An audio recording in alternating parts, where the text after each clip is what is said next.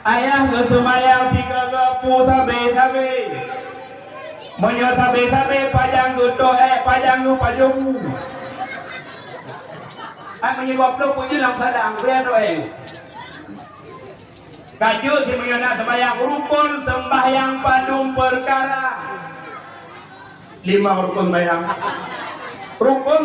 5 perkara padum yang ketigurung putra